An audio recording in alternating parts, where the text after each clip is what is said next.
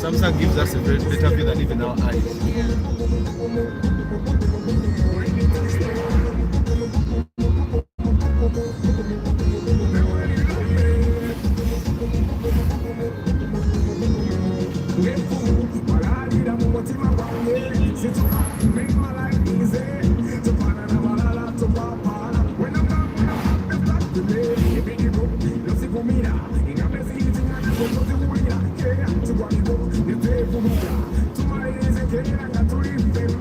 Good morning, Nick. Good morning, Martha. The listed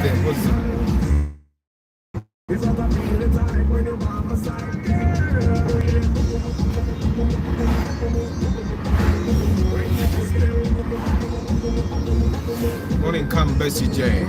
Good morning, Judy. How are you, Judy?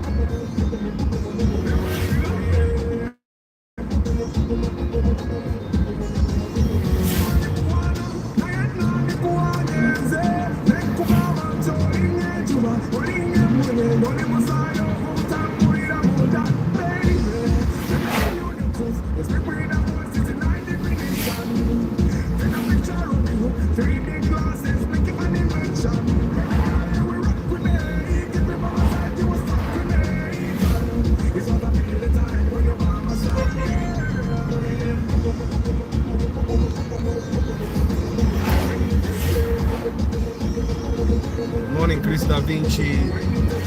On Paul Pege, the great. Good morning, Moyombia Mark.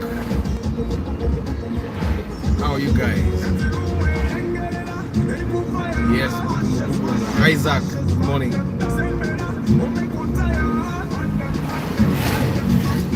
Toba. Good morning.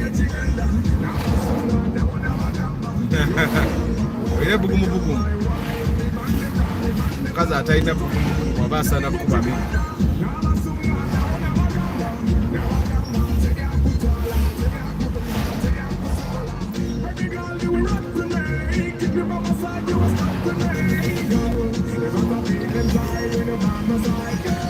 Morning, Gideon. Don't buy a car if you know how to drive. A man who knows how to drive and old one advises. I say don't buy a car if you don't know. Did I say if you know how to drive? Help me with your phone.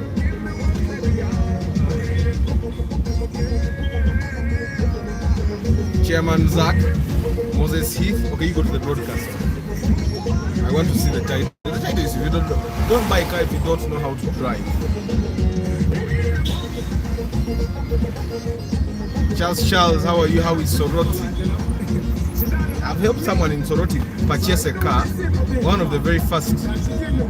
I found him in a Kabond in Machinde buying a RAV4 that is worth 9 million. He was buying it 16. I saved him. I got him one at 9 that was even in better condition. That was in 2022. How is Soroti though? Just want to see the title. I don't see the title. Hey, don't buy a car if you don't know how to drive. That's the title. That's all I wanted to say. Good morning, Council Patrick from Uganda. For the people that are in Uganda, Jinja, Smanya Toro, Smanya Bichi, you know your affair, your Council Patrick. I just work for the love of cars discount.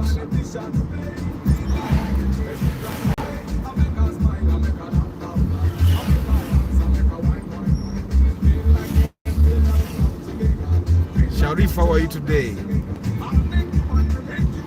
Narongo investments. Nayaka gamba ko narongo kali intentional about investments. Okagwa spending okunga gonna investments. So today, I was prompted to actually talk about this because it's very important. The people that buy cars in Gatemumanyi Kufuga, and this has happened a number of times. It's an experience that one of my followers has gone through. She was recommended by one of my followers, and I find that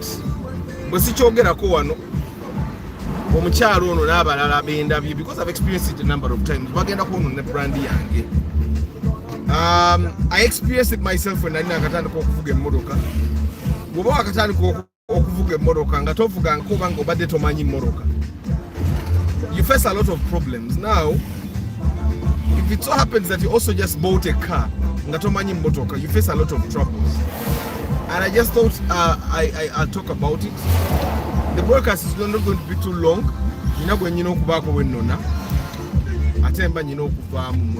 After I missed the title. I actually bought my first car before I even learned how to drive. It helped me learn faster as I had a car with me. Yes, but I discourage it. It's not like if you have the money and you don't mind, go ahead and buy it. But I will tell you that if you buy a car and if you don't know how to drive and you want to buy a car, go to the bond.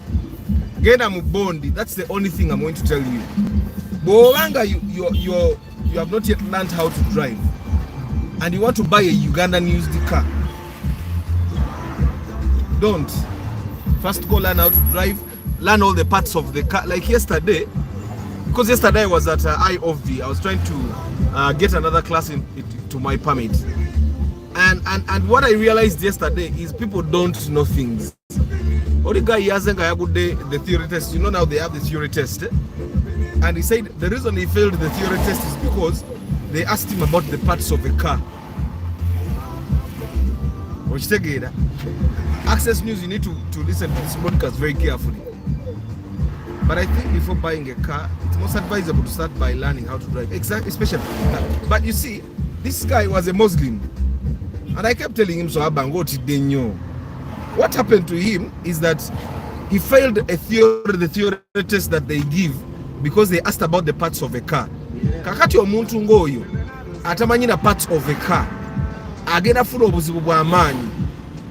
I remember when I had just got my first car, it was manual. Now you can imagine a person that has a manual car nga mupia mukuvuga. I can tell you that it so happened that ngemoroka ne bwenzikirako ngezikite butamanya kubalansinga clutch nga ngambe moroka efudde nga mpita mechanic.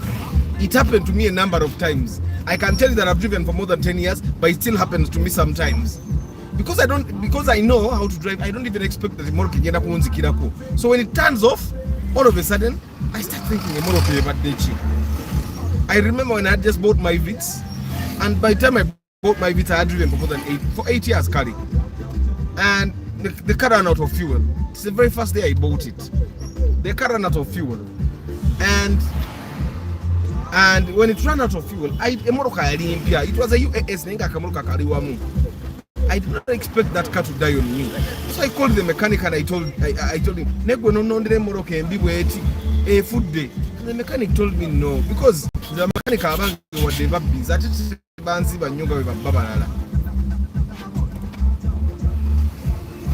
so he told me after gateke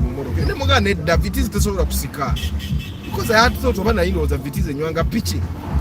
So I went and bought a 10k of fuel, put it emorokane bachim.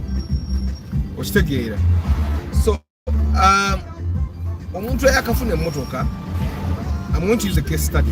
You know Machala, one of you guys recommended her from here. One of you recommended her to buy. She's the second woman I've helped to buy a car, by the way. Abakazi, one thing I've realized, the move and I've said it time and again. Abakazi ba you guys are prone. Chobola baba fera emanangi. Mukama tusasi. Abakazi mu uguka. So one of my followers here recommended the lady. UBF, you guys have community post. We bought a UBF to 17 million. I will tell you that we bought this UBF at 17 million after going through UFVs that were 16. After going through UAUs that were 16 and bad. We went to this car. Personally, I drove that car. And I told this lady, you need to work on this thing and this thing and this thing and this thing. Okay? After that, by the way. Kumbe she did not know. Normally these people don't tell me the truth.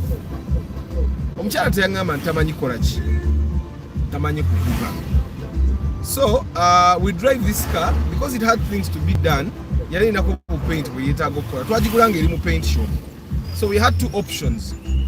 We either had the option of leaving it in that garage bagifuwe tuginone yongewedde, but I've realized that majority okubaba oli yali agisasudde gwe twagigulako yagisasudde bagifuwe obwo obuntu. But I've realized majority of the time if you leave the car in the garage that is not yours bagibbamu ebintu. So I told this lady, you know what, fiirwa yakasente gitwale bagifuuyire ewantu ewalala. Okitegeera bwe bagifuuyire ewantu ewalala, at least it's your garage now. Tebajja kubbamu bintu, which we agreed.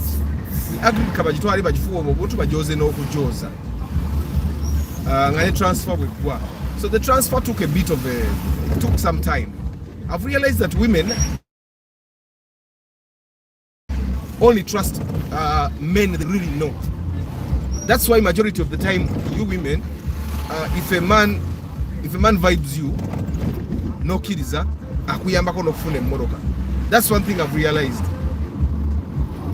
So transfer y'omukyalo ono yamalamu ennaku nga 5 ndoza 6 naye nga ate nali mugambye normally it's 2 days. So I have a bunch of bitter messages that come from her. Transfer yange teggwa, temubanga mwanguze emmotoka enzibe, bichi. This has never happened with any man that I've helped buy cars, but it has happened with this lady. I've had 2 experiences of ladies that I've helped. And that one was really patient, probably because she has yeah, of course, yeah, she had the car even in the compound. So anyway, I got a bunch of angry messages from this lady in Ngamba, mwanguze motoka enzibe, transfer achitegwa, and I kept explaining to this lady sometimes they've been to birwawo, and tebirwawo because the person doing transfer is not putting effort. Sometimes they've been to a government and then the guy texted me, you know what, I've been told movie wow, very patient. However, when the transfer got done, I never heard from her again. I never heard from her. Now, before the transfer was done, we back to the motoka to the paint shop in Kuba ne Tonya. Now, I'm trying to tell you, as a first-time person at Afuganga Kumotoka, when they are painting a car and it rains, they hold the process because the cold weather affects the quality of paint job. When it's cold, the paint can even get bumps. So that's why sometimes when it's raining, other than that, you'll get a very bad paint job. And indeed, I don't think she got a very classy paint job because ya papa. So the last day, she calls me nangamba kakati zengenze yo jagala ngende ne mukama manchi obokola genda yo olabe moroka eyo. I think she thought mechanic yali agivuga. But my mechanic has a number of cars that he's driving. In fact, nange bwembanga emmotoka yange eina kyebadde, I get one of the cars that he has nenvuga. I can drive for a week. Okitegeera nga ate zize. Okitegeera. Mechanic wange planned kid.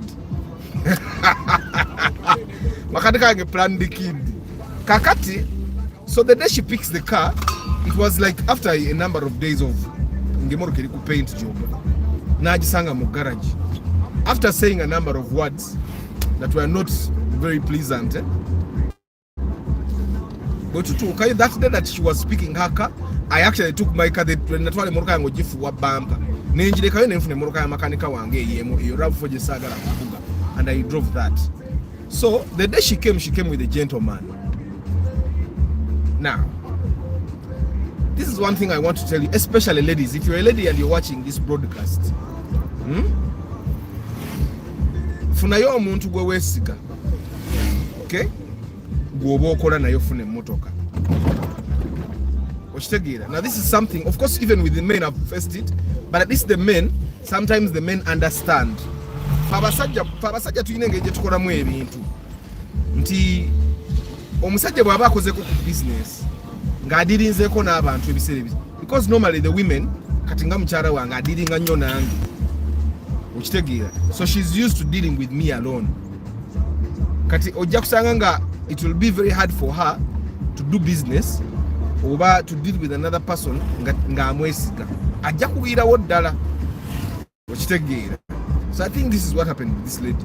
So she came with a man, and that very day my mechanic called me nangane eba nange ono omukyala asumbuwa nti omusajja amugambye emmotoka nfu erina ekintu ekikoona naye ate bwagireese ne tugivugamu ne mbabuuza ekikoona kiriwa nga tusimbula nga temuli kikoona okitegeera n'omukazi yennyini nakkiriza nti temuli kikoona. But this gentleman, now there are two kinds of people that normally want to deal with ladies. Mulimu abasajja abaagala obbakwana, one, okay? Mulimu abasajja abaagala obbabba, two. Mulimu bamakanika ne babroka. Those are the four kinds of people that deal with women. Ayagala okukwana, ayagala okubba, makanika ne broka. Ate ne makanika ne broka bonna abaagala kubba oba kukwana. Okitegeera? Those are the only four categories, and those four categories, it's very hard to find any of those people that wish well genuinely for you as a woman. Now these topics, this is very hard. I'm talking to you directly and you have come to buy a car. That's why I'm passing it on the broadcast where everyone will hear this, so that to buy a car for his woman. Genda ne mukyala wo mugule mmotoka. Ne bwo ogenda kudiringa ne other, come with your woman. Mujja abantu bameka? Mujja abantu babiri. The four categories that are going to want to deal with you as a lady. Good morning, mwe bagayi bana. Ibanda, Mavo Gadget, Lucky Mose. Recommend such people to watch such programs to get a little bit of enlightenment. Yes. How was your experience at IOV? IOV, man, it's not very pleasant. Abasajja bali baagala okulaga amaanyi. Baagala okulaga amaanyi. Ho ho ho. No guy. Yeah. But think before buying a car. Yes. So anyway, that was for me. The first thing was when a person starts saying munguzize motoka enzime, because the transfer has taken some time. Before we help you buy a car, we do verification. Tumanya nti motoka eri manya gono omuntu, we talk to them and we know they are going to do that transfer.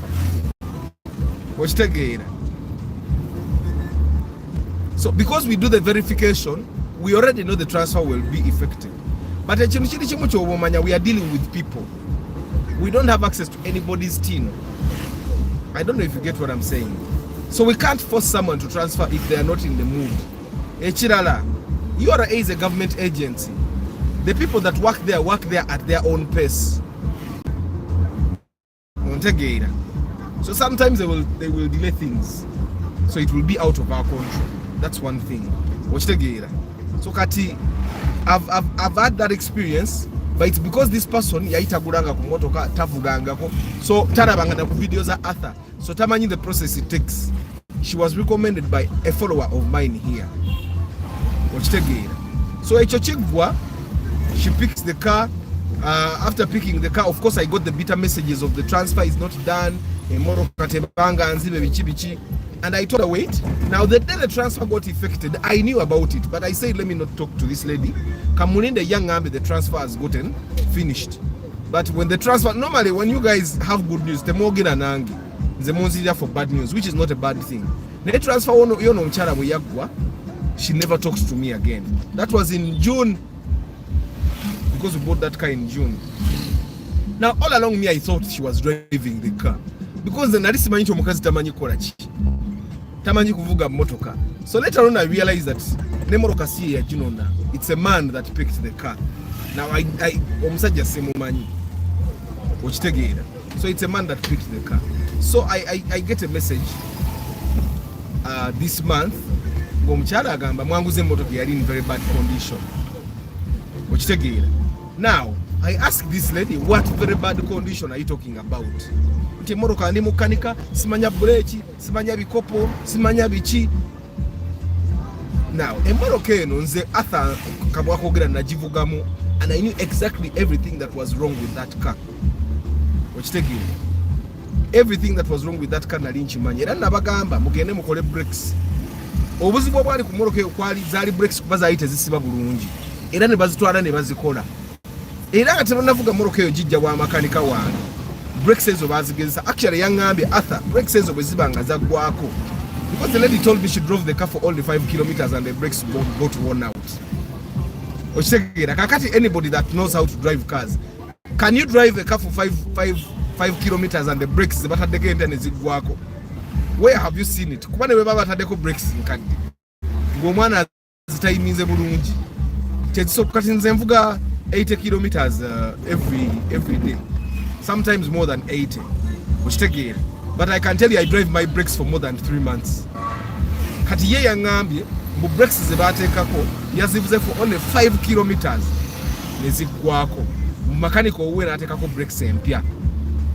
Okitegeera. Kati this is why I'm saying if you don't know how to drive a car, togula motoka bagenda kubagwe.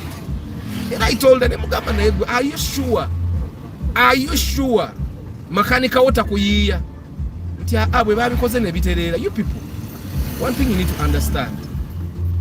Ba makanika zezemba ga makanika simu kwano gwenze no wange makanika ange simu kwano gwange. We do business. Ankanikira ne musasula. When we do pre-purchase inspection, akola inspection, ne muwa sente ze. It's a service he renders to me. I want you guys to understand, your mechanic is not your friend. He smiles with you because you have money and he wants the money. That's something you need to learn. And I told this lady to watch this broadcast today because I'm not going to get time to talk to her person to person because she's not my follower. I hope she's here.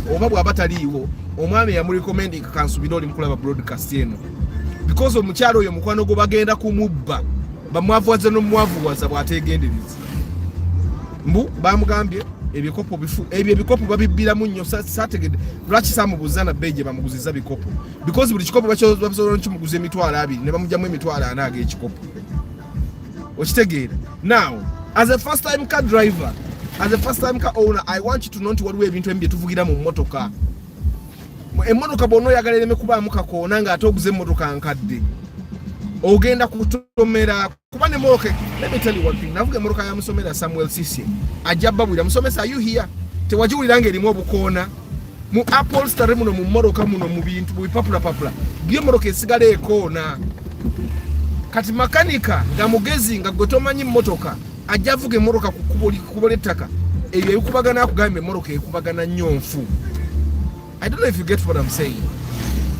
Akubbiraawo kati goro kuba tomanyi mmotoka. And these things happened to me. These things happened to me. Simanyi bano bayimiriza ono mukoona n'abasirikale baaki. Yesterday when I was at IOV, there's a guy, IOV, mamanyi buli muntu ali yalinga IOV. The guy was asking questions. Why do you think people keep driving recklessly? And I told him, the reason why people drive reckless is because traffic officers leave people that are driving recklessly to go, and they take advantage of innocent people that can be scared easily. Normally these guys want to put all the blame on the drivers. Nenga ba traffic nobody to blame. What traffic again naliko wa taxi nga emoroka ye mbinyo teina matali labika bubinyo na akwatanze atha avuga na mukadde yange enyirida n'atandika okufuna bwe yekwasa ng'oli yagamba mu number plate yange ekyuku. Actually oyo guy kati musange kawanda awo nvuga na mpola nyadde mwanyimirize na yagitya no gitya kati buli bamutuka konji vuga mpola nyimirize tubisanye ne kati moroka agitya. Good morning Arthur, I have 10 million Noah and Wish, which can I get in Congo?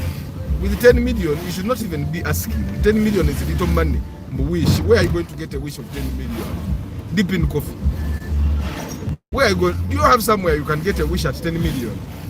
Mama, mwe. Wish is atabuse. Mpozo ngogenda sanga UAS. Wish 10 million, you people. Bana 10 million used to be a lot of money. 10 million used to be a lot of money. Ngofuna nechigege zomunana zabanga. Ne mama katoina wojija. Ofuna chigege milioni 15 kweke papula ya milioni 2. Wow, deep in coffee. Bileke baba. Sagalo chawe muntu yenna. Kati mpozi ngogula nuwa nene nuwa baba ofuna nuwe imiridde kati.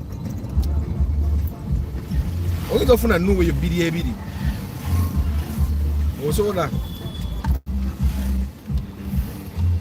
Nene muluka lwaki basiserera nnyo. tekinyiiza n'okunyiiza ate mwalayo amafuta galinye gazeeyo mu 5-2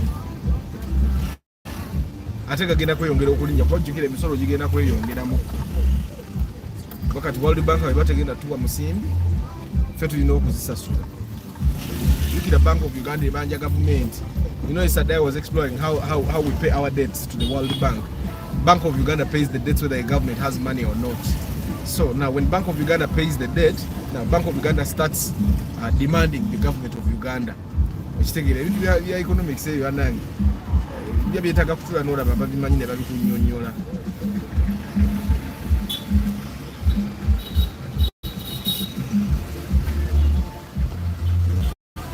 How much did it cost for you to upgrade your permit? I paid 260. I went to a driving school. Never mtwala bili mukago. Of course I paid the 30 there. Akokuvuga mu motoka. Because katinze na didn't take a tax chigege. Tax chigege driving school tezizilina. So I paid the 30k there.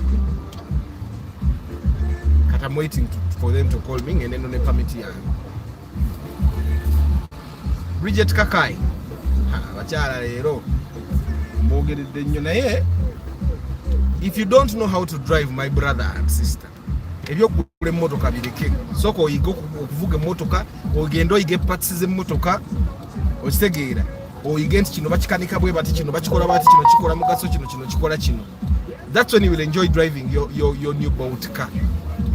Okitegeera. I think ono mukyala aina we yampereza message nga transfer it nagwa nengamba obe motoka nje muguleko. Okitegeera. We try to be open in our dealings, We try to be as open as possible. Nawe natuka nengando zo mchalo ne motoka nje muguleko mugusi. Nzajimpa akakasenti sinzibe. Okitegeera. So when she texted me nangamba ata mwanguze motoka endie nywe. Let me tell you, we have helped people buy cars, even people that bought cars of 5 million. Okitegeera. Ipsams, waliwo omusawo wano Dennis. Yagula Ipsam yagula $5 n'ekitundu. He drove it. N'atuuka n'agikola bata n'afuna Spacio new model. Okitegeera. And we never got issues with it. Solomon yagula kosa yagula $1,500,000. Solomon was my very first customer. 5 million.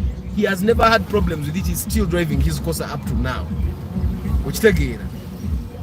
The gentleman gotwaguza RAV for 9 million. Ngane engineer twamugambira nga engineer eno erimu akantu, but you can drive it. He has driven it up to now. He has never had a problem. Okitegeera. Let me tell you, if I help you buy a car, I think I'm the most open person you'll ever find. Nti nkugambira onengaye ne moroko ogiguze kino kirwadde ne kino kirwadde ne kino kirwadde ne kino kirwadde kino kijja kuwamu obuzibu kino kijja kuwamu buzibu. Okitegeera. Era normally I tell you guys, if you're going to buy a car, newe man kugamba nti ogenda okole ne makanika wange, I tell you ne kugamba kino na kino kyobokanika makanika wange takubba, I tell you nga naye awulira. Okitegeera. Now, some of the people that we've had trouble with are the people nga bwe mugamba genda okanike kino na kino na kino na kino. Abivaako ye n'asalawo abyeko ebibe bakanika. Olumu n'agenda mu garage endala. Kati mu garage eyo empya gye bakubira. Because nabo bamanya balaba muntu azunga. Wasino twaka abadde ki? Bamukutte. Mulabi.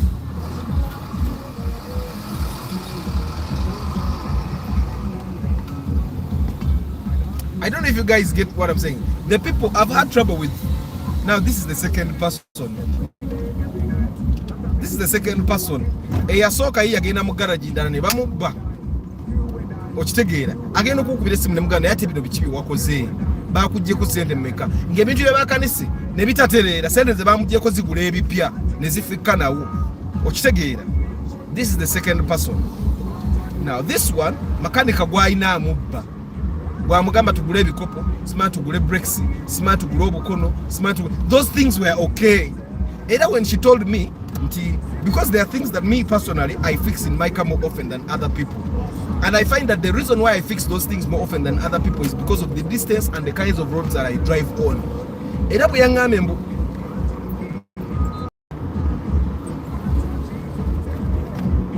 bwe yangambe nti makanika we yamugambye agule ebikopo agule obukono smart brakes ziweddeko. I asked her, what distance do you drive every day and what roads you... Then she told me she has driven the car for only 5 kilometers since she got the car. Like, seriously? Bamakanika nga tebalina kisa. Kilometer town. Then I asked her who has been driving that car. Then she told me it's only the guy that picked the car from the paint place in June. Nano ne moroke naji parking. It has been parked since June. And then she drove it for 5 kilometers. Nefe bikopo nefe bukono nefe brakes. Mweba guy abafuze motoka njagala mumbulire. Emoroka noji parking from June. Noji jayo nojivuga for 5 kilometers. In those 5 kilometers, nefa brakes, nefa ebikopo, nefa obukono, okitegeera. Does that make sense to you? Okujjako nga makanika mubbi. Johnson, how are you today? Semusu Wilbur, good morning. How much is Mark X new model? Mark X new, it depends on where you buy. Mark X, you can get a UBP at even 25 million. Hey, you need to touch me. Touch on me. That's how you translate. You need to touch on me. JK Abdundo Zochirabi. Juma Munango Mcharaba, Yajibuka 5 kilometers, brakes Neziguako. Era when I told my mechanic omukazono wamuchusiza brakes nangamba nazichusa era bwabaka kasandiza aweddeko azilete mutereko brakes endala kubwerere. I did not go there because yangabe brakes bazichusiza dda mechanic we yazichusiza dda munachusa obukono nachusa ebikopo emotoka jemba gamba yali UBF papa abajijukira mu community post abo bate wajida bako gena mu community tabs ku channel eno. There is a place where I posted that room. It was a UBF. It was a UBF. Nze mwenyini navuga mmoroka eyo okitegeera. The only trouble the lady had with that car was that nanyini mmoroka eyo yali si muyonjo. Era mmoroka nga yeetaaga okwoza. Era n'asasula makanika ng'emmoroka sente bagitwale bajoze interior. Okitegeera. Because we told abantu abamu tebooza emmoroka, which is a fact. Osobola okusanga emmoroka ng'eri ku UBN naye nga nkyafu okusinga eyange UAM. Okitegeera. So that's the trouble she had with that car. Personally ne mugamba emmoroka eno bagitwale bagikole brakes. The way the brakes were, ng'omuntu omulala asobola okuzivuga naye nze Arthur sizivuga. Kuba nze njagala brakes ng'olukonako bwenti zisibirawo. Era ne mugamba brakes zino makanika nkati yasobola okuzivuga naye gwe saagala ozivuge. Because oli mukyala muwe sente agule brakes akole ki? Azitereze. Era they drove that car nane actually ndoza makanika ngejimulekera ku Shoprite. Nangamba Arthur natukuba n'ebifaananyi nga tutuyimidde maaso g'emmotoka, something I've never seen. Okitegeera. Nze sikirabangako omuntu okuba abantu yatuyimiriza maaso g'emmotoka n'atukuba ebifaananyi. Omusajja yatuguze emmotoka nze ne makanika wange naye ne tuyimira maaso g'emmotoka bannange people. Omuntu nga taakwesige omulabirawo yatukuba ebifaananyi. Kati kumwe abaguze emmotoka mwakakikola emirundi emeka n'ogenda n'ogula emmotoka akukeberedde emmotoka n'omuyimirizaawo n'omukuba ebifaananyi n'omuntu aguzizza naawe n'oyimirawo ne babakuba ekifaananyi. Okitegeera. There was a lot of lack of trust from the beginning. Okitegeera. If I showed you the messages omukyalo zi yampereza nga ngamba kubya transfer, yampereza message n'omuntu ne gunnuma.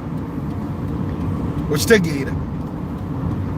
Kati agenze omuntu amubba gwalibadde ateesiga ate gwe yeesiga.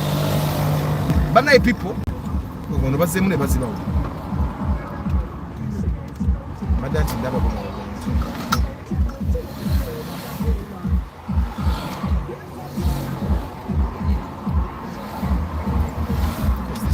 is a route for me.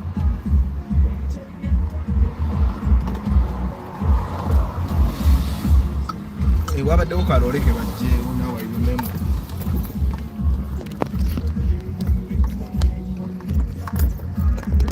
Let me learn her lesson.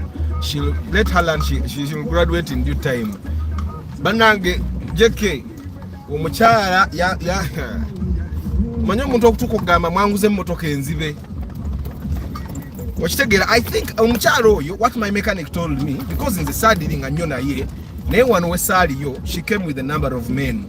Bw'omuse makanika bw'angamba simanyi oba bituufu ye makanika bw'angamba yajja n'abantu nga kuliko ababuroka kuliko abamakanika okitegeera ndooza omanyi normally what I realize about people abatandika okutandisa okuvuga emmotoka ku kyalo okwo abaako n'abantu basuubira nti bamanyi nnyo ebyemmotoka kati abantu abo ndooza yalondayo abantu be nga batambula nabo. So what my mechanic told me nti omukyalo no yajjanga n'abantu nga beebabika emmotoka kino kifu kino kifu okitegeera. So actually my mechanic told me yamugamba n'omugamba namuganda yaba buli bamagezi ng'oyina bangi tebakutomeze okitegeera kati mwe abakyala abali wano mwe abakazi abali wano okitegeera abawi b'amagezi bakendeeze okitegeera kyovula babawugula mangu buli woba n'abawi b'amagezi abangi ogenda kutomera ogenda kufiirwa ogenda manyi bakiyita school fees. The reason why you people when you're buying cars you go with Arthur is so that you don't pay school fees elsewhere. Naye tekatomara okumpa school fees ate n'ogenda n'osasula school fees ewalala okitegeera. And by the way ekintu ky'ebikopo ekyo mukiraba nange baali bakintomezaako baali banguziza ku bikopo. Ekintu kye mbagamba nze nkimanyi makanika bwakwata ng'oli prone ng'oli mwangu wakubba anyangalaza ggwe nze banguzaako ebikopo bana even got frustrated nenvayo nga n'emmoloka entame nagitunda na license okumanya ate nze yantama bubi yantama nenjitunda n'ogitunda naye nga ate n'ebiseera ebisinga abantu mmwe abapya to the cars abantu betuba nabo tulinga nabo sina bamakanika. I will tell you nti nze omuntu ate yanyangalaza yanguza n'ebikopo teyalina makanika yali mufuyizi wa langi era bwe yamala okunziba makanika wadde anajja n'angamba naye gayi ng'akubbye nnyo nze namulabye ng'akubba nengamba naye ate walangi akwataganirawo n'ebyokukanika nenga yanzibye nze banziba temulowooza nti mwe bibabebba. That's why I have this channel. Nze siyagala tovula mbaga makanika omulaba tugenda okugula emmotoka nze si mukwano gwange. We do business. Should I stop? But wasting time. Okitegeera, you need to understand ekintu kiri kimu kye mubamanya. The moment you as a person you learn how to deal with mechanics as business people. Bamakanika abo si bantu babi. Ne bwakulaba nga tomanyi business. Time. You move quickly. Move like a boy. Move like a boy. Mubagai, one thing you need to understand. I think the thing we have learned in Uganda, which is a very bad thing, but kuzando za tulowooza buli muntu aseka naawe mukwano gwo okitegeera. Makanika bw'aseka naawe because he's in a lower position than you. Ojjukira jeke we twali twogera ku kintu ky'okukumpuna wano nduga jeke tokumpunanga, because that's why people are still friendly. Omuntu yali akumpunyeeko yasikeeka asobola okumanya nti gaye asobola okuseka nange naye nga tetukwatagana ng'alina kyambalako kanize nali nkumpunyeeko. Kati okumanyanga bw'okumpuna lw'omanya mikwano gyo. Makanika wange at the time yampitako ng'emmotoka enfiiriddeko ku kkubo nga 2 days ago namuwa sente ankanikire nampitako ng'emmotoka efudde because yali akimanyi nkoze eki nkumpunye. Kati kansobe ku message ng'egye mpakinze nzereko okay katuddeyo the mechanics are mulimu papa. It's very bad to be ignorant, man, because in Uganda people take advantage. Definitely. Good morning, car enthusiast. Mr. Arthur, nze kuwish nenuwa 2005 with my 15 million. What's your take on that? Because you know, pick up and drop offs. What do you advise me to pay and maybe pay balance? Bobo o comparing ngo ina sente zigula wish, you would buy a wish. Okitegeera.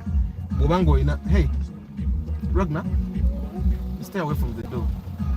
You fall out. Bobanga, you can buy a wish because 15 million, wish ojaji for a million nga 17 ge mazima.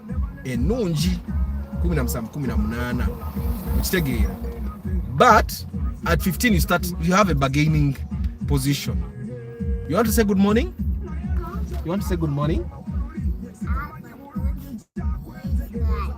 Okay. So I would think if you have 15 million ngozina za cash, try looking for a wish. Kubira kuba broker olabe ate bobo kubira ba broker bagambe njagala motoka nga ya muntu sagala ya kibanda go sirike okitegeera mukiwemu week you might get from a person ne with 15 teweronda nnyo inzo funa USZ nga nungi UAY okitegeera teweronda nnyo bobo oyagala mu UB beera nisto nenyo ku million 17 you'll get a wish okitegeera. Good morning, Sanji, JK, Chris Da Vinci. My boss has a Harrier, but for the knowledge I got from you, Arthur, now nothing can be repaired without my acceptance. Mechanic have a tendency of telling you to repair a spare part, yet you to buy a new. And after buying a car, people should understand that cars spare parts fail. She might think she bought a new motor car. Can you imagine taking pics? Hey, Chris Da Vinci, mchara ya team za maso mo kana tukube fan. I'm already having trouble with when it comes to car buying. She wants to use her cousins who work at buying. Ay. Morning Ben Kako. Atka jeke gwe chobokola. Gwegende wo musajja ogwagulanga ke motoka. Mwe senti. Amwe oba secho jimutumize ku be forward. Those cousins keep telling her she hit a jackpot because she has a rich man. Only that is enough for me to not trust the day. But Jakuba, she has bigger problems. About my babe, they think they can extort. Kati yeta chimanyi. Normally when we are in a position where we can be cheated, for us we don't know. Abantu abatulie bali beba manyati. Oyo bamuli. It's like a man who has kids ngasiba abenga bakuzai. Buli muntu kukyala abakimanya abaana siba bugwe kagwa abatakimanyi buli muntu bana abaana aga like there is a guy I saw yesterday nga ina kawala kangale nga mbutufu baka musiba kana sikake ngo karabira dada tata wako mulala nyamsajja watu akakute ku mukono yakatwa katola banze simu manyina yakana nkalaba ne mmanya sikake kati just imagine abamuli okumpi baganda bebani bakwano bibuba manya nini basi nikataka wife sajja tumulekete menyo olumu alaga nti ayinza okuba ali awungalaga mukazi amwagala nnyo. What's up? Ayinza ba mukazi amwagala nnyo yaga ko musajja tumemuno ndera maka ninga boba kirabo mwana si uwe neyenga yatalaba oli namulabya akana sikake tuve mbyachi sikake kati jeke goraba mukazi wo mulaba agala omunyangalaza naye yetakiraba anyway amazima gali nti bw'oba tomanyi kuvuga motoka bw'obanga tomanyi kuvuga motoka bw'obanga tomanyi kuvuga motoka tosoka gula motoka actually bw'obanga tomanyi kuvuga motoka ng'owulire ofanye oyagala ogule motoka genda mu bondi kuba motoka ya bondi ne bwerefa kitolina gwogenda kwekwasa.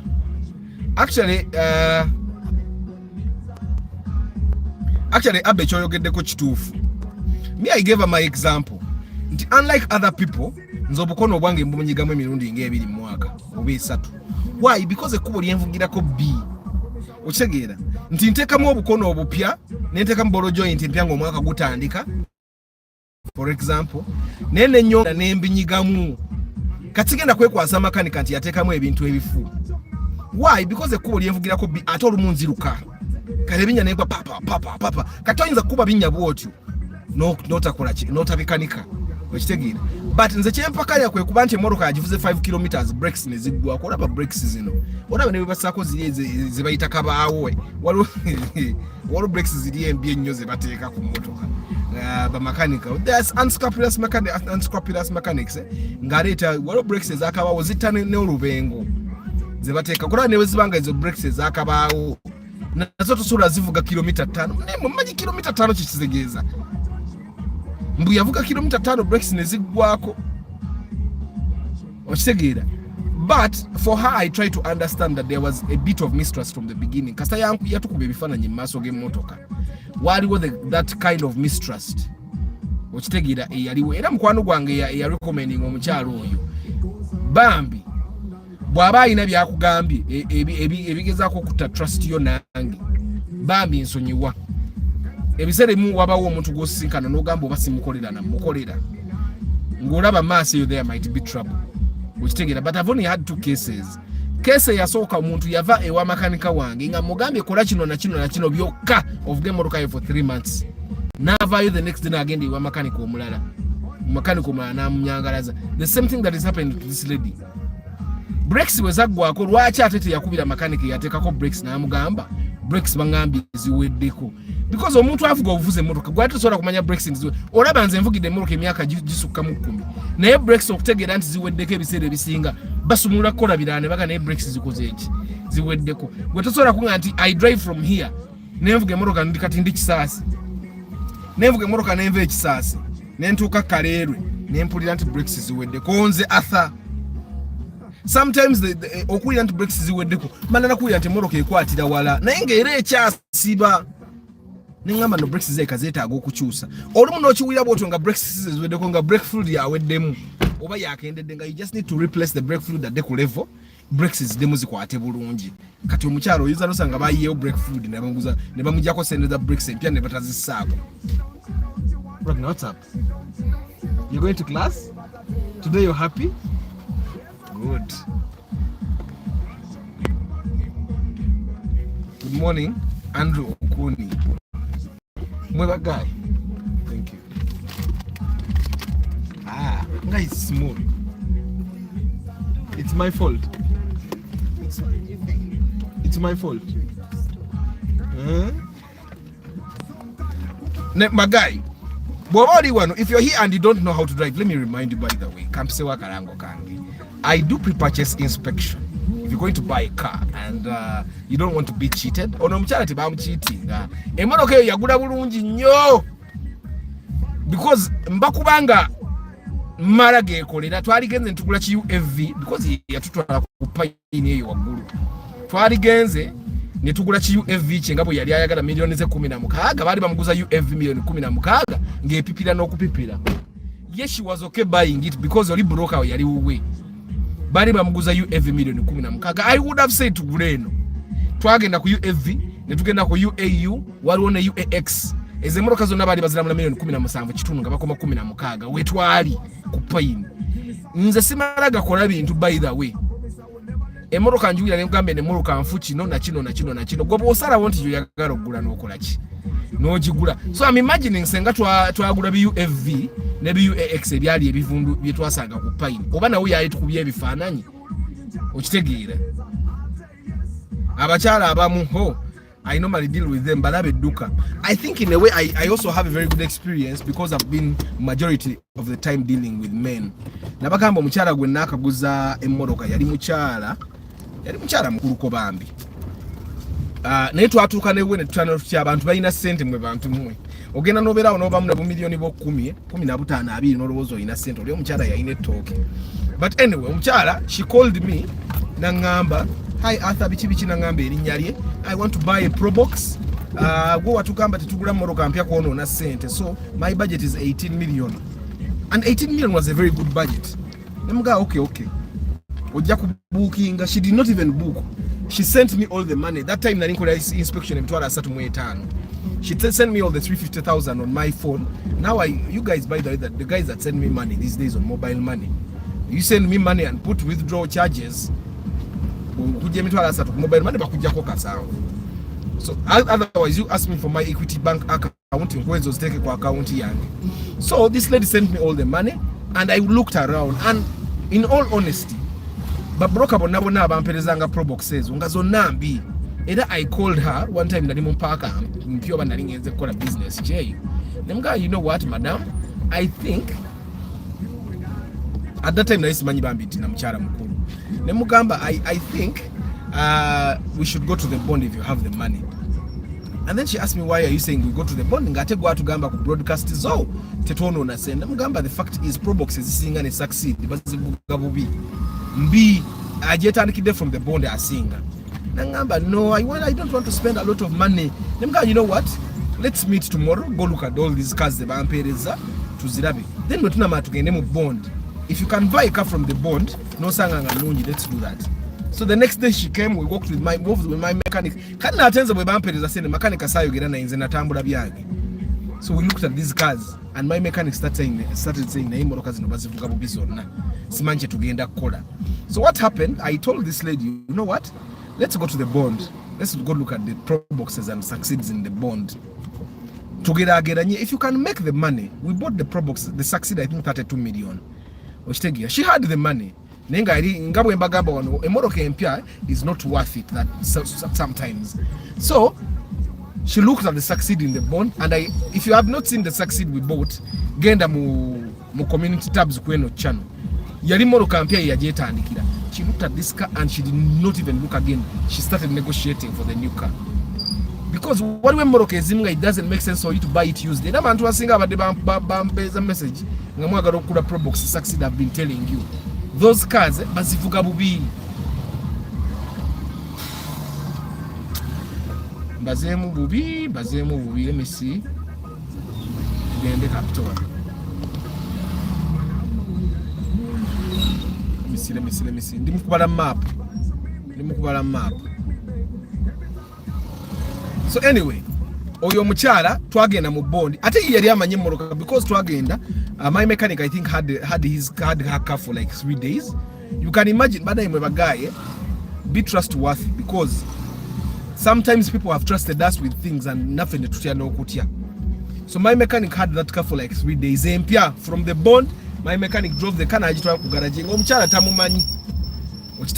But because she trusted Arthur Najitwala, I put a tracker for her. I sent my technician. Tracker. Then after 3 days, I think it was Christmas. Christmas. So because we bought it, I think on a Friday. No, we bought it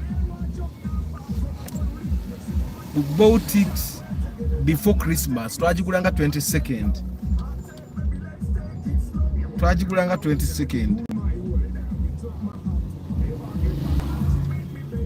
Twajigulanga 22nd. Yoto sagala bunda zinjagala sumbi naye siziraba nawo. Teziriwo. So we bought it around 22nd, about 21st. Makanika nabeera nayo netujimutwalira ku 24th. So that I kept telling guys, you know what, you should eat Christmas with your car. But you take it as every day, every night. I don't really feel you again. Abachala, Martha. Aniyo na wale wano mchara kakai. Mansur Hanifa, and these are the ladies that I've seen here. Narongo investments. Abachala abali wano. The way men survive in this world sometimes is to have a bit of trust. Is a bit of trust. Sometimes it's a bit of trust. That's how we survive. And I think ladies sometimes have a lot of unrealistic expectations. After Nange, I deal with ladies. Sometimes we accept loss and refund them back their inspection fee.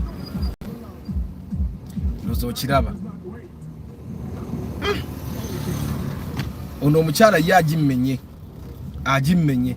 That room is one of the cars gye twagula nange nempulira nti tuguze bulungi. Looking at the cars that were in the market.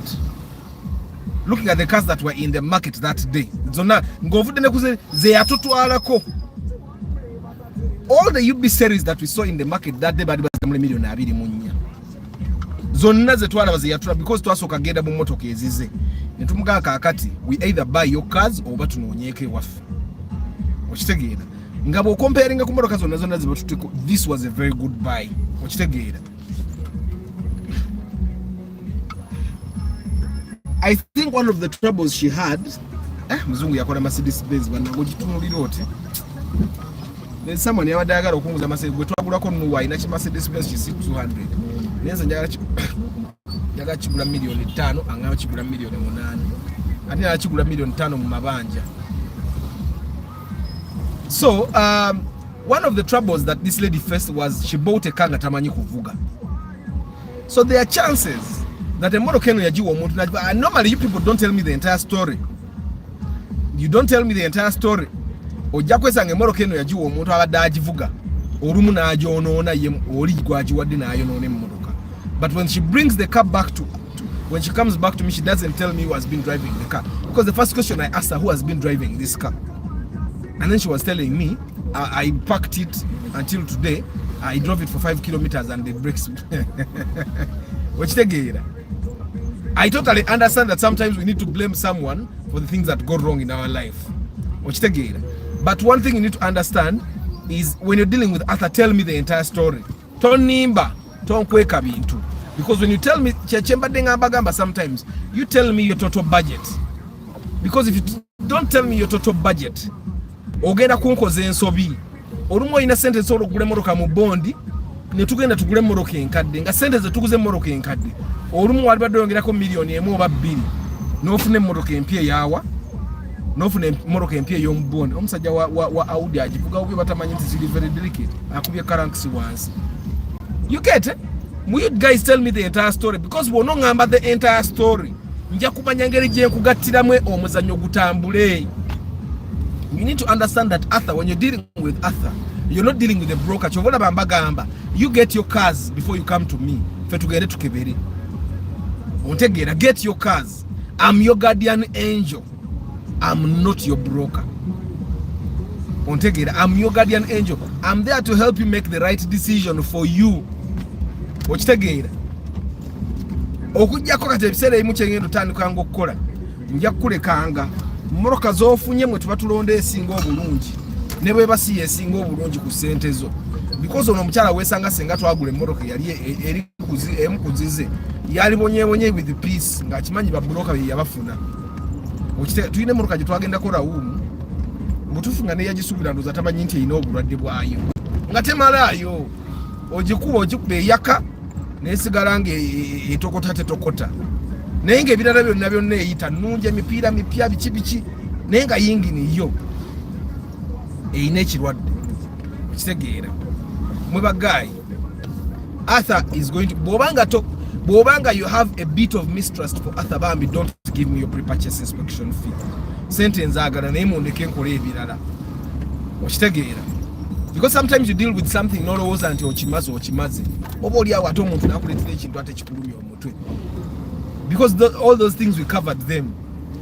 Actually mu rawumu eno eyo rawumu ogira makanika yakebera naye I checked extra because namulaba omukyala gwe nalindiringa naye I checked extra. Era bwe yangamba Arthur emmoroka eno sijagadde eddugala ne mugamba emmoroka eno byeddugala bya bucaafu bwa nannyini emmoroka bwe bajooza ejja kukola ki?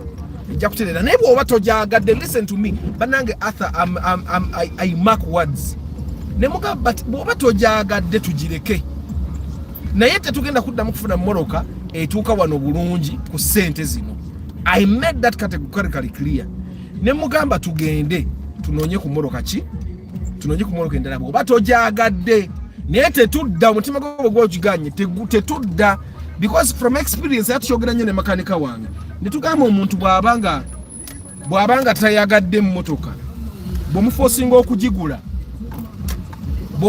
okugigula nga tajagadde kambala goono omugwagwa bo beefuula nti bali mbwangu okusinga abalala. Omulaba avuga karakitiisi beefuula nti bali mbwangu, mbaagala nnyo abo era bwe mba blockinga. I told the lady emmoroka eno oba tojagadde kati ndowooza olaba etandise okubaawo makanika waali mu mubba yeekwasa Arthur, because we have said this time and again naye tubeera n'abantu tugenda okugula emmoroka omuntu kasaalaga nti emmoroka tajagadde tugireka ne weeba yeesinga obulungi. Why? Omuntu asobola okugula emmoroka nga nnungi bw'aba aweta mu junction n'etuula omupiira nabagambye emmotoka sijagadde munguzize emmotoka enfu naye ng'omupiira gutudde emipiira gituula. I'll give you an example. Nze nagula emipiira emipya enaku city tires nenvuga nengenda ewaka omupiira ne guntuulako ekiro nenzirayo ku city tires. Amazima bandaga nti ejjinja lyafumita omupiira ogwo. Later on I realized ejjinja eryo lyafumita omupiira we gwagufumitira manyiiwo ku ddwaliro bwe nagenda, because that day oba nali siwulira bulungi nengenda ku ddwaliro bankebere. Mu parking y'eddwaliro waliwo amayinja, akayinja akafumita omupiira ogwo kaavaawo ku ddwaliro. Naye kati bw'aba muntu nga mwamuyambyeko emmotoka nga teyajagadde agamba mwanguzize emmotoka ebi Recently I saw a mechanic on TikTok ngagamba abantu mutogula motoka yaba ajegadangiramu eba nebisirani. Total bullshit. Ani yagamba nti a man and a woman having sex kisirani. Okitegera? Like there are theories that these mechanics are telling people. Kugamba ngolabira ddala ebitali mu makulu. Like people have ne Japan yenyine ezo sanga Japan je bajja bayaye begadangiramu. Obebi silani bya Japan byote bikwata.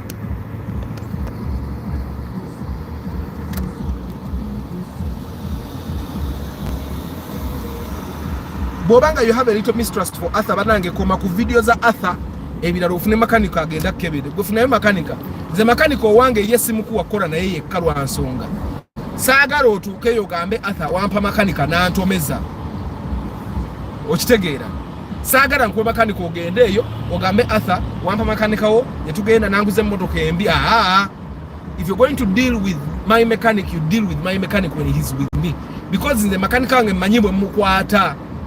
I don't know if I make sense. I mean, Jonathan, is the C200 you want to purchase a buy and drive or has some things to do with Magezi? It's a buy and drive. Of course 8 million is fair. Now you get the next number 8 million is fair. Let's say in the million munano di some Benz. Mundeke. Nzenginda jitunda mmeka wenjugulu omunana. Izo million nabe zileka mu Toyota. Kubanga kati okujjako kale bwezi ba million munana nga ajinguziza munana muweka akakadde kati. Nsasule emyezi munana buli mwezi muwaya akakadde. Nera tajja kukkiriza. Okitegeera. But of course bwogula C200 ezo Benz zonna bwogigula. Manya gearbox efa anytime okujja ngo oguze manual. Ne bwogula automatic beera ngo okimanyi nti anytime from now the gearbox will fail. And if the gearbox fails, you're going to spend $1 million shillings, minimum million. Neighbor a million, you michitundu kubbido okuzzaawo gearbox eyo. Boy inagula gearbox indala n'oteekamu. Because for me my plan was if I buy a C200 like that, igifule manual. Mpomerwe mmotoka. Okitegeera. Comment ezimu sinazisoma kuba mpanvu.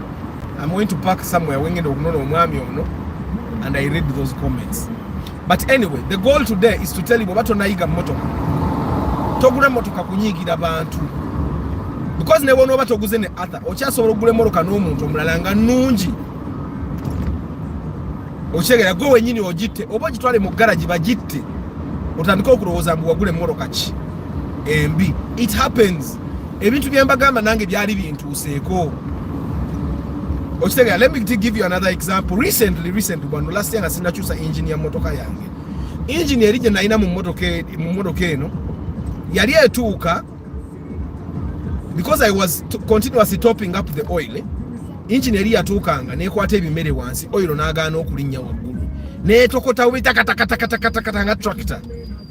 So the very first time it happened nali ne cousin wange twali mu marketing, tuli mu field marketing and it happened that yatokota bubi bwetyo. So waliwo bamakanika awo okumpimpi nembeebuuza ke muluke lwaki etokola makanika ho mama nyabo ekubye yingini ekubye broka zombi. I'm telling you bamakanika basobola ku ekubye kati ebikopo piston bili zimenyese. I'm telling you makanika if I had that guy in here yali banyumize ngeri makanika oli yayogeramu ebintu emotoka byeyononye kakato inogula piston bili mama nyoka ne shaft emenyese. The things that mechanic kali kama mechanic katoto twe but then nze nakubira mechanic ange nanga manyi Arthur moroka yo jivuge mpola gilete tujoze mukatimba tulabe twajoza mukatimba yingi ni neterera. It did it the second time nitoza mukatimba neterera. It did it the third time nitoza mukatimba nekola ki paka bwe ndagana yenze nabe nanga mukoza mukatimba nengula yingi ni ndala. The engine ita inabuzibu. It's said that because of topinga oil ekutuka nekwata emmere wansi nabanga oyo takyayita mukaki takyayita mukatimba nekola kerero oyo kati bwosanga makaniko omubbi akulagako nakunyangalaza mwe bagayi bwoba yo first time ka owner ngena nabagulirawo mwe garage nze kati kukyendabye ababbe okitegeera kuba maze okulaba abantu abamu nemmotoka zibatamalwa bamakanika makanika namubba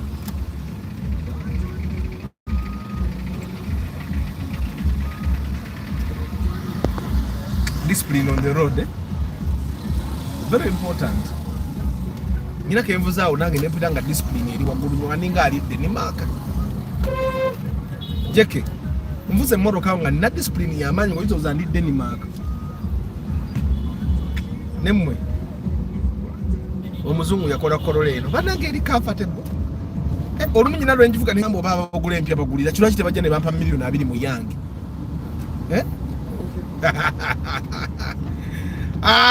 Mwagayi. Naye nga amazima gali nti oba tomanyi kuvuga mmotoka ebyogula emmotoka soko obireke. Soko genda oyiga ovuga emmotoka, oyige emmotoka erina parts ki, oyige bye bakanika, oyige ebitera okufa amangu, oyige ebifo obuvuze kilomita, oyige ebifa ng'ovuze ekkubo ery'ettaka, oleme kujja kugula mmotoka kutandika kunyiigira bantu. Kyova olaba mbagamba omuntu alina miliyoni 4 kitundu ebyemmotoka soko obireke. Saagala kunyiigira bantu. Essaawa enakishali n'omuntu alina miliyoni 8 soko oyongere ku ssente. Because mujja kutunyiigira bunyiigizi. Because sometimes omuntu mugula emmotoka n'omugamba n'ebirwadde ebiri ku mmotoka n'agenda abitegedde naye era n'agamba wanguze emmotoka enfu. Naye ng'ate ebirwadde ebyali ku mmotoka bimugamba nga tannagikkiriza gisasula. Okitegeera. I already suggested you set up a garage. Go to see you considering it. Ngenda baterawo garage nze newe basiri makanika naye at least will maintain the principle of integrity in that place. Okitegeera. Kubanga mani ba makanika ngaba yaye. Do you know that there is a time makanika yali agenda kunguza gearbox? Kamuntu nulire. Makanika yali nyize Arthur.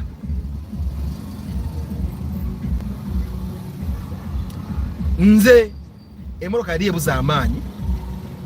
Makanika nangamba gearbox yenfu. Nempulira ng'ensi entamye. Teyali gearbox nenkyusa ku garage nakangende ku wano teyali gearbox kati nate ebiseera ebimu njagala mukimanye ekintu kimu bamakanika nabo bano nabe ebimu baba tebabimanyi. That's why mwetagayo guardian angel nga Arthur. Amazima ga Katonda makanika ayinza ogamba olingira ku mmotoka yo. Makanika ayinza ogamba olingira ku mmotoka yo gwengolooza byakola abimanyi nenga naye bw'ava woli agamba okiki kyenkoze. These mechanics are not gods. Mujukire ba makanika bana abasinga bayigidde ku mulimu. Eyamuyigiza kyamanyi naye kyaba akola ki naye kyaba amanyi. Okitegeera kati gwe bw'okwata olw'okuba oli makanika ayambadde ovulo akute spanda addugala engalo ovulo eddugala talina ngato zitukula n'olowooza olwamanyi nnyo. Okitegeera these days kyemmamanye emmotoka ze tuvuga kati emmotoka yange eno yakunoonyereza. Emmotoka yange eno y'amasannyalaze ya technology mupya mujiraba ndiyita na mukadde naye babe ne motoka leave it alone. It's new brand ni mujule akokanya nange kolole eno 17 obo ojaga janguna milioni 17 ate tojjanga na sente zokka genda ndoza pizza nja kule ya kufudu hub yetajja kuyingira nnyo gula pizza yo kufudu hub ate gireetenge yocha gula 2 kubasagala onsabirize gula pizza 2 ojo gula ekiminati made wali ekinene kyaliita oje tutule fenna tulina tula tetujana tula mu office yange wali ku parking aliwa madala tujja tula ku madala nje pizza mpola nga bomatiza bambi nguza kolola yo chobola olu esimu nonyagala nujisa ne airplane mode abankubira mwe mtegedde ene moroka mpya nnyo 17 ne pizza ne minute made. That's how much I'm selling my car. 17 million for plus a pizza.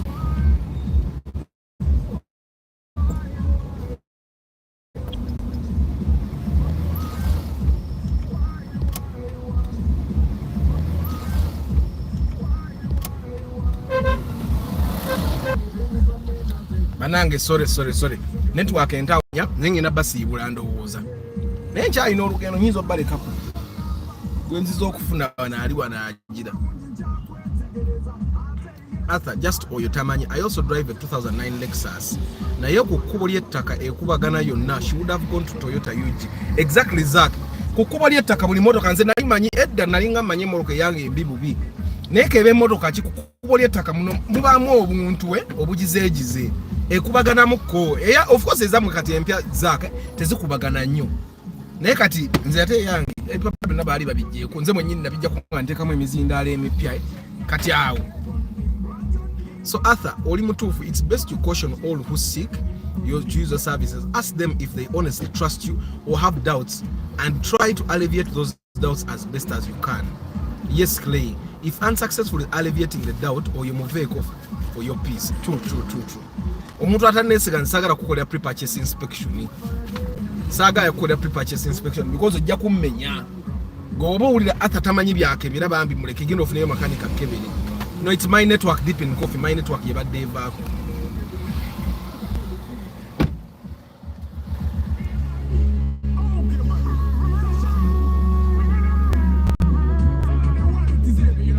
Charles Zevaduka bana isakula every morning. What happened to my eyesight? But my eyes I've had glasses since I started doing this broadcast. It's just that these are new glasses. Zino naringa zako zitereza na enzimenya.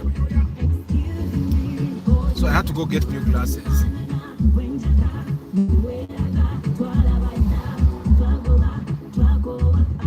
You may not blame the mistrust because we fear being defrauded. It's ideal to operate with trust. It is needed in whatever form of relationship you are to have, be it customer and service provider. True.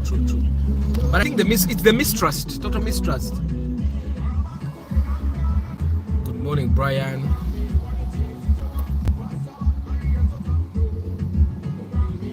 But the Gwengato is new. Arthur, you have a following and a community that could be a potential customer base. True. If you got a team of mechanics who know and have studied MV and make them a team of authentic, honest, trustworthy lads, you stand to make money from it. True. Nari nachigana na ye ndaba abantu bangi bagenda ne bababba. Ukitegeera bagenda ne bababba. Even if you just did it on a commission rate where you earn kickbacks from vehicles repaired. Next month nzija tunoonyeka space take it. Hamza together naye. Together naye. Just how are you? Across the road? No, it's Tumunini? Check out Tumunini. I don't know what you're well, Mutaba kaza baba kwa katingenda nyoka juice. Neuli wakule simu wakolele tu. Ono twaina ye kwanja jitali amatoke. Namusanzo kutajja mukanga yo mzee. Nanga yasenze kungate mwajja. Mugamba twajja. Nemulaga.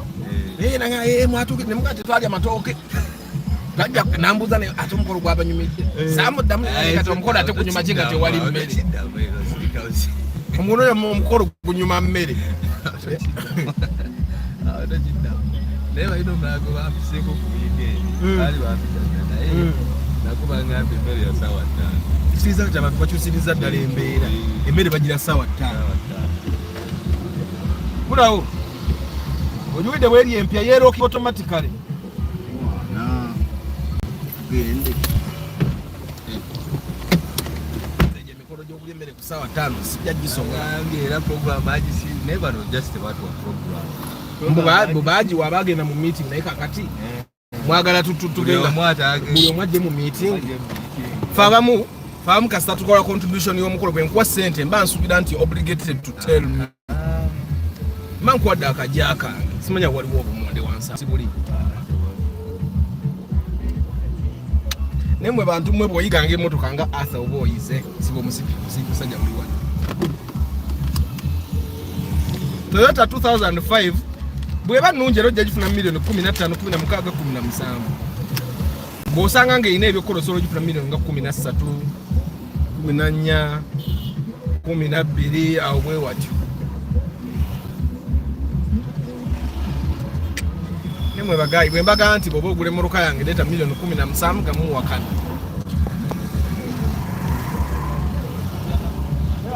Omulaba oyo n'omusajja mukulu alina n'envi tasobola kuyimirira mu kuliira. Laba n'oyo musajja mukulu myaka agalinga 4. Nemwe bantu mmwe tekikutta kuyimiriramu n'oleka omulala n'ayitawo. Mpaka tufe abalina experience fe tubikola ebyo ndowooza. Abasinga mwakayiga emmotoka oba mwakazira bannabulabi. Be patient sometimes. oyeko omuntu omulala akola ki?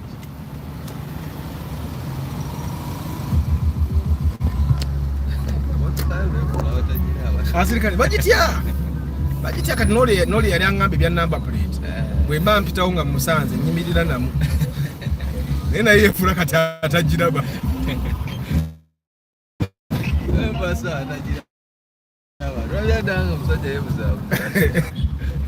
Mwe bagayi bw'oba nga tovuganga ku moroka eby'emmoroka togula moroka right now kati nno mbaliseeko just for the view munyuka view naye nali badde nabasiibudde obudde bwange bwedde ne point ngiyisizaawo naye nga abandi commending for business. Thank you very much. Akarango, I do pre-purchase inspection. If you're going to buy a car and you don't want to be ripped off, I'm your man. I come with a mechanic. We make sure you get a car that is mechanically sound. We make sure that you get a car at a good offer. Ngawe mbagambye omukyalo ngo twagulira rawumu 17 UBF. Ngugambe bali batuguza UAX million 16 nga ate enfu nti ezimu tezali nti break tezisiba bulungi kuba break gye namugamba okanika ayite tesiba bulungi naye yali esiba. Nze nyina abantu bemanyi nga break zabwe zisiba nga rawumu eri bwe yali esiba naye nze mba njagala ovuga ekintu ekiri ku standard. Nze moloka eyange olumu oba ogenda kutomera break neekutaasa. That's why I told her to go and work on that brakes. Era makanika wange n'ateekamu brakes empya naye mbu yagituza kilomita 5 brakes ne ziggwako. Okitegeera ayinza oba yadire gwe yagiwa obanga yagiwa omwana agira agivuga Uber nga kyatajja tugamba. But anyway nkyajinga emitwalo 4 okuva kati paka December 31. Starting 1st January ngenda kuba nkyajinga emitwalo 6 for pre-purchase inspection. So kaka, this is your chance. Tuina emyezi emeka September, October, November, December okola pre-purchase inspection kurahisi. Nga we go and check your car, but ideally I recommend ofune talk to brokers, tell them the car you want, bazikulainingire apo bene moroka zo nga mukaga tujye tuzikebere tulondemu moroka esinga. And sometimes what happens is but tujye okebere moroka zo nensanga moroka zo sinungi. Nga I know there is an opportunity of us getting a better car. I can make a few phone calls. Normally ababadde nange mukimanyize sikuba na simu kwanze ba broker sidiri nga nnyo nabo enamba nziwa makanika wange ne mwaka kubiro oyo yakuba amasimu okitegera because normally I want to maintain a neutral position nga broker sidiri nze naye okitegera. So I do the monitoring job, I do the guardian angelship. I make sure no one is going to be compromised in your business okitegera. Yeah, but emitwalo agana woli awo oba olaba mangi tojja genda bakunyangalaze. Nze nabagamba emitwalo 4 gumulabanga amangi naye nyina gwe nataasa okumuba milioni 8. Oli owa RAV4 Salumini yetayinza mwerabira namusanga bamuguza RAV4 ye milioni 8 nga bagimuza 16. Waliwo omulala yampa emitwalo gye 35 aga pre-purchase inspection bwe tugenda mu katale ne muleka nga ali emmere ngenembe kugwe nfunire mmotoka nenkomonga bamuguzize mmotoka milioni 17 yalina kuba ya 13 enkeera ne modiza sente ze. You can imagine omuntu nakube milioni 4 namba olwokuba tasobola gumeekiriza Arthur. And we have gotten a lot of those, like for example Jude simanyi oba akyaliwo. Jude twagenda nga ayagala gula Spacio new model nga Spacio new model eri ku UBD nga bagimuguze milioni 25 nemugana naye lwaki tugule moroka enkadde nga tutandika n'empya mu bondi netugenda netugula rawumu empya nga yagyetandikidde milioni 26. Gwe ng'ambo ate UBD gye twali tugula ayitekola SC emipiira tekuli ne battery yali nkadde okitegeera. Kati you can imagine tuguze moroka nga mpya ffe tugyetandikidde ku milioni 26 twongeddemu milioni etya sometimes saving oyinza butagikolera nnyo mu sente naye n'ogikolera mu quality y'ekintu ky'oguze. Ensonga lwaki mba kyajinga emitwalo 4 era ekinyongeddwa okwongera emitwalo 2 omwaka ogujja tandika kyajinga 6 because omulimu gwenkola munene nnyo nti akaseera ako bwe tuba tugula emmotoka gwe nkujjako n'ogwokulowooza negagwe kati simba busiimi mmotoka gwe gamba esijagala tugiveeko zine ntandika kulowooza what is good for this person. Sometimes I ask you questions that you never even thought you should think about. I ask you questions like, are you married? Are you still dating? What kind of job do you do? Because waliwo moroka zitanyumira mirimu gimu okitegeera. Like there's a gentleman gwe twagula naye Impreza nga waliwo Primonium model ku bei yemu, but the Impreza looks good on that gentleman than the Primonium model okitegeera. Kati a person that is still dating Primonium model jagaza ki Primonium model za abakadde n'abafumbo olaba nange sijagala enkaddiya okitegeera nange primo new model ndaba enkaddiya naye Katonda yakola abasajja ba boda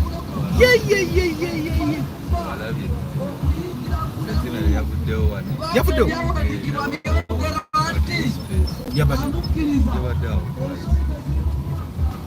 olaba sentinal edduka mu kifo waliwo abantu bangi naye balaka tebatereka mu banka abantu bayinza obuba bangi naye nga batereka mu biswa. Okay, katulabe ani yangambe pick up trucks Toyota and Nissan. Mweba guy, one thing you need to understand, the only pickup that you should buy with Toyota is the Hilux. And Arazireke. Hilux is the only pickup you should buy in Toyota. But is it lorries? Toyota is very bad with lorries and buses. Don't buy them. Ojango gulaka vera. Wogenda Mitsubishi and Nissan. They are better there. Mitsubishi and Nissan are better with lorries and trucks. Katika no truck ojinaba elefebera Isuzu. You know Isuzu. Go to Isuzu, Mitsubishi. Actually not Nissan. Go to Isuzu and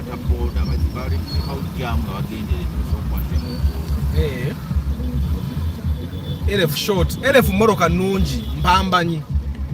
Si yamanyi nnyo tedduka nnyo naye nga ate mpangazi.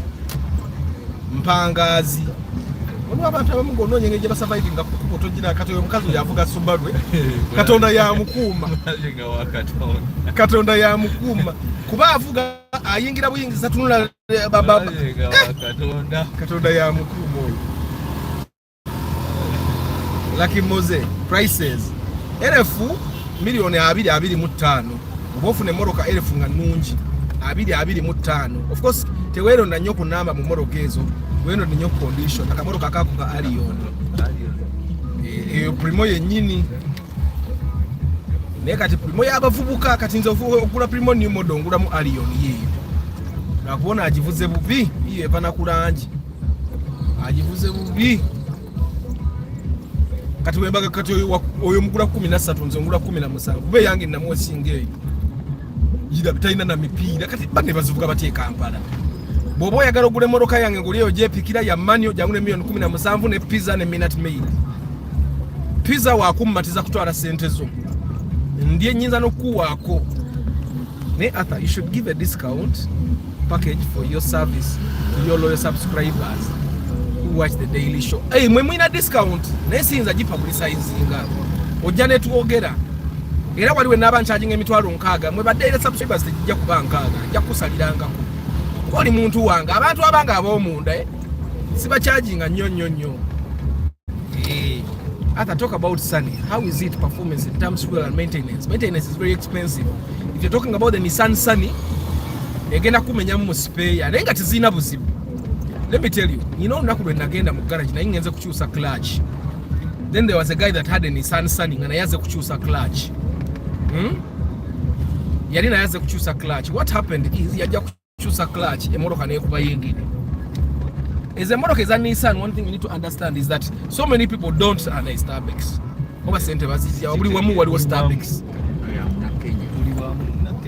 Una Kenya wana.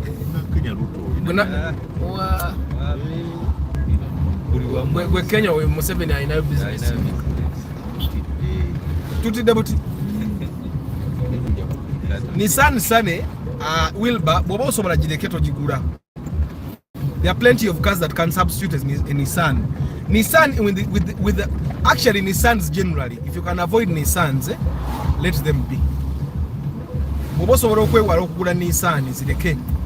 That's one thing I can tell you. Because Nissans are expensive to keep on the road. They are not bad cars, but they're expensive to keep on the road. What? In terms of spare parts are not very common. You have to buy from oja kula Nissan eyo badira ba spare ngo babala nga balinga 20 mu Kampala yonna ate baba be manyi oja nabasanga business ya muntu omu agenda akyusa manya ukitegeera ekyokubiri the mechanics that really understand Nissans are very rare ukitegeera. I can tell you that Nissan eyo je nasanga mugaji nga bakyusa clutch yange ba makanika baffe bamanyi ekyo zikolera okitegeera ne Mercedes Benz ba makanika bagenze bazitegeera kati okitege waliwo emmoroka bw'oba toguze Toyota gula Lexus gula Mercedes Benz. If it's a lorry kati ogirabe yokanta eyo Mitsubishi okitegeera.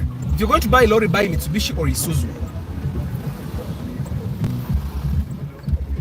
If you're going to be buying a small car, Toyota, Mercedes Benz, Lexus, Volkswagen zimenya. You see, there is a reason why even the president of Uganda, who has unlimited budget, is driving a Land Cruiser. Tayagana ne kuswala gwe makafanya ngoka president efide kukuba. Atenga bonofugezo simanya turagi. Eja fira kukuba bagwani obagwani. Oshitegeera. Actually, if you want to be driving those Volkswagen Turages, the ideal thing to do is to buy that Turage jemo bondi gwe emyezi mulana tunda kulendala. Bogisusa omwaka ojatandika okwechawa. Bananga ani agamba nti muhozi na nyini Starbucks. You people stop saying timokira bitakwatagana. Bananga nze somye comment since nchogede. Comment yino deep in coffee to deep in a comment kunonyeza drone. Amuzo ulide bwino. Amuzo ulide bwino. Tedi bwino. Amuza wakanye Jolimba deep in coffee ya Ruto. After the 400k is worth it. When you go to buy a car, obera emotional we owner gatotegeera. Even if you are smart, so you need a guardian angel. Okitegedde chairman zaka abagamba. When bobo kule ekintu ekikwatako nze we nalingula plot yange matuga sage enanzeka. Na situla team y'abantu. Nze say I no longer take guidance for granted. Na situla nagenda moroka twagenda mu moroka ya mzee kadu twali mu abantu nga musanvu. Nga bonna bagenze kunyamba ko sagala. You joke. Ata amazima gali nti twagenda okukizula ngo omusajja eyasooka yali ayagala kunfera yandaga plot ndala ngandala janguza oyo ne tumudamping atuka tufuna endala. So you don't take guardianship for granted. Can you get a Hilux 2008 double cabin 50 to 60 million? Yes you can, but ezisinga ogenda funa za tabo nga zirimu obulwadde because 2008 mwaka mupya naye nga milioni zo 5 nkago so gifuna, but it's recommended bw'ogula Hilux ezo togule ya tabo. Emotoka za tabo zonna zonna generally zechokola wanefa ewaffe Kampala because of dust and all that, zechokola so bobosobodde naye nga ate kizibu kafuna kalina tabo nenga 50 to 60 million ogifuna. Eyo budget yo simbi because emotoka empya mu bondi ziri mu milioni 15 20 okitegeera. Ate ero omuntu agenda okutunda double cabin, abantu abasinga abatunda double cabin zaabwe bazitunda because baba bakumpunye. Akumpuna nga double cabin takyagisobola n'agitula n'agulayo primo. Okitegeera. It's what happens. Yeno watambula ne watambula yise bwayise. Akitegeeza bwe mbanga eyo ndege paka bwayise mpito. Watambula bweliwa.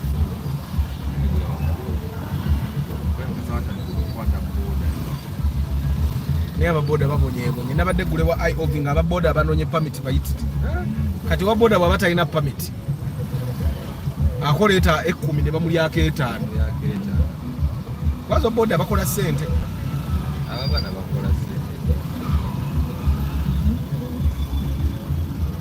nakwa bwana wabera ne discipline itagira aizo bera nakakado mwezo. Good morning Eddie Tunes. Go to sense ibula. Eno soma kumanya gamwe. Nick Wabuyi, thank you for reminding them. Bana imuli abantu asatu mbanakati. Na ye chenda bechiriwo. We have only 18 likes. You like the broadcast. Like the broadcast. You know what tubedenga tudi amakumi 5. You like the broadcast and share bobo sobola. Like the broadcast. It's good for the algorithm, eh? This video will be recommended to so many people, and I'm sure the broadcast yalera abantu banji bajetaga because many first time car owners bababba chokola ngenda bako ya ka garage ngaka mulembe nnyo ngabo jaba bakanike mulka wali ngonywa chai bobola yajala jitutinga tukuwa coffee n'obwo okulyanga bubaawo. Of course you pay premium. Yemugenda mu garage makanika nakeberera bwerere o inspection fee ebeera wali bagita bata consultation. Kusasula consultation Notusanga nga temuli kirwadde nga kunyweza mu musumali ng'osasula ezo kunyweza omusumali ng'ogenda. I think bamakanika bamba n'okubba abantu because agenda n'abalabalamu emmotoka yo n'omukazi ampise njituddemu nveewo buvi n'akuguza ebikopo.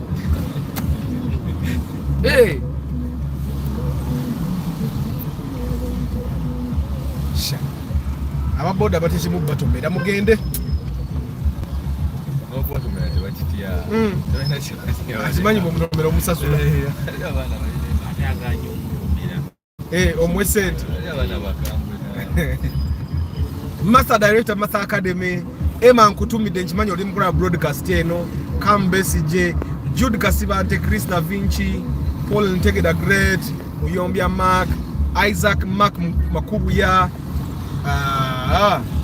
Mink si Mark Mink October Mugalasi Joshua Mukenya Abi Patrick Asiku Council wa Fokube Iganga bova mu Easting ononya council jali wepeza message ongambe mpako namba ya council Patrick wa kusero nkubiri tajja basera genda nganange bwengendo ba discount daba loyal follower amanyanga manyi by the way era soda kumpeleza message waliwo abantu abawereza message natandikira mukwana banange atha oli wakabinyo akati chembadde mbuuza era bontandika ngontandikira mukumpa na soko teketano ku simu oli okombuuze banaye temudda mukunkubira simu kumbuuza byabwerere mzuke muteke etano bwogenda kuwenda kyombuuza soka tombuuza na namba ya Airtel Money yeyemu eri ku YouTube channel yange nine namba emu eri manya gange Kisenyi gweteekako emitwalo 5 awo nkubire oyinza n'okunvuma bwobotaddeko 5 musiru gwogamba ki nina kyenkubuuza nze kasitamba nga ndabye ekizike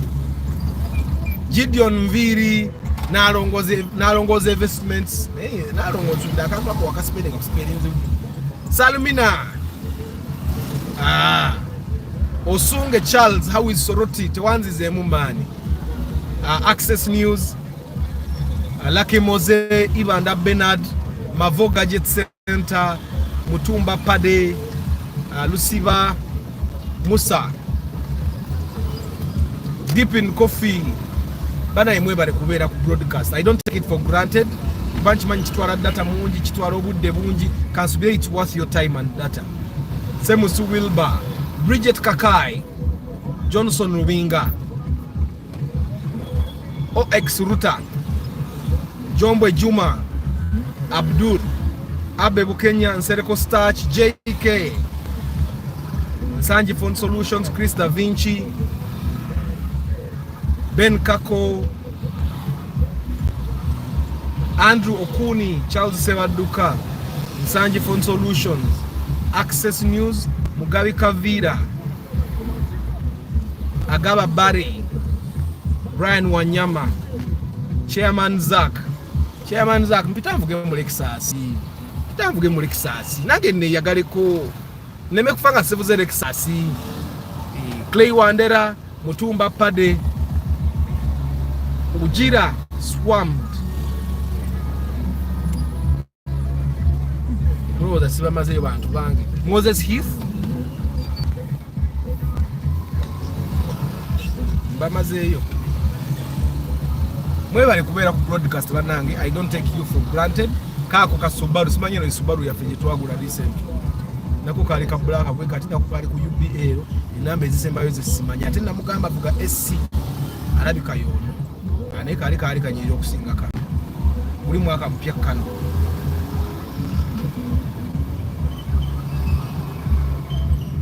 my question before you go which question Johnson ngasi jirabye kanjinonye ko tulabe